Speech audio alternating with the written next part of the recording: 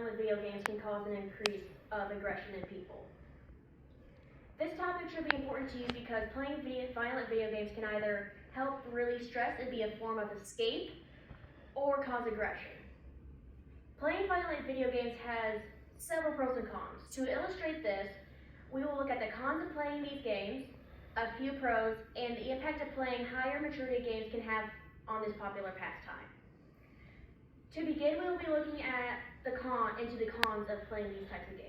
In a November 21st, 2022 article by Menchen Wei, Yanling Lu, and Shuai Chen from the PMC.NBCI or ncbi.nlm.nih.gov. They state that playing violent video games, especially children and adolescents, they have an increase in aggressive behavior, aggressive affect, violent desensitization, and mental health issues. It increases violent cognition, emotion, and behavior, and it decreases the player's empathy, which in turn impacts the player's social behavioral negatively. Other studies have shown that people who play violent video games have increased chances of developing mental health issues such as anxiety, mood disorders, and social adjustment difficulties. Some studies have shown that playing these types of games can lead to emotional problems and even criminal behavior. Next, we will look into the pros.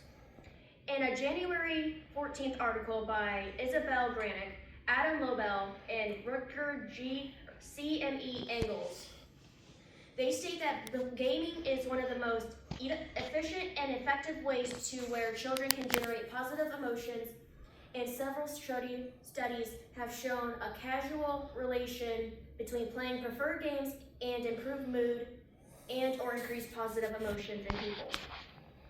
Certain games have also shown to improve players' mood, relaxation, and anxiety.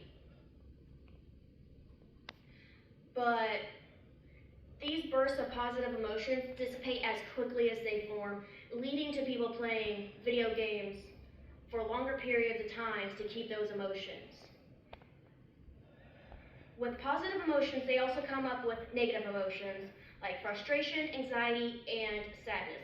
Playing these types of games can also help create adaptive measures to help avoid those negative emotions like problem solving, acceptance, and reprisal.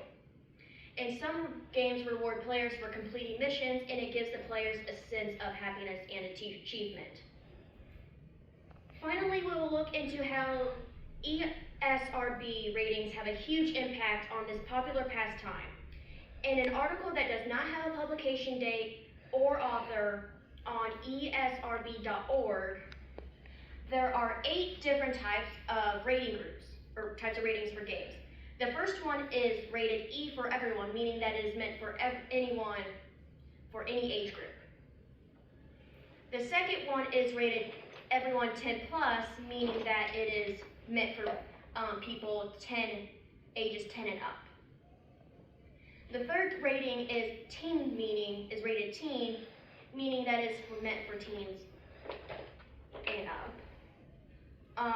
The fourth one is rated mature 17 plus, meaning that it was meant for people ages 17 and up. The next one is rated adults only 18 plus, meaning it is for people of 18 years and older, as it has lots of violence, can have gore, and so on and so forth. And the last 2 are rated pending, and rated pending likely mature 17 plus. It means that both games have not yet been rated, but one of them, for the rated mature 17 plus, means that it's most likely to get that rating due to having violence and gore. With this in mind, majority of the violent games that are either rated from teen to adult only, for majority of violent games are rated those. The main way for children to play those types of games is either because they were gifted the games from either their parents or family members, and the parents also allow them to play said games, leading to said aggressive tendencies.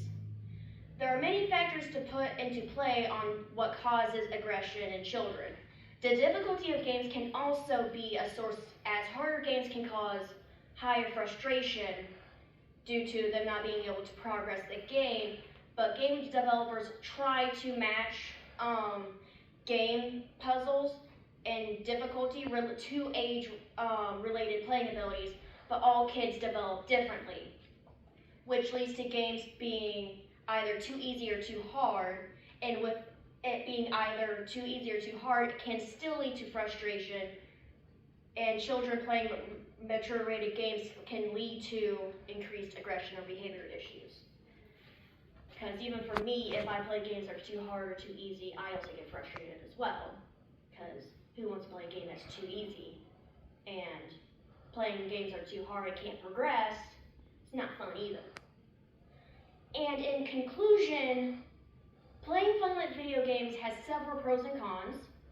We went over the pros and the cons of playing violent video games and how ESRB ratings have put a huge impact on the popular pastime.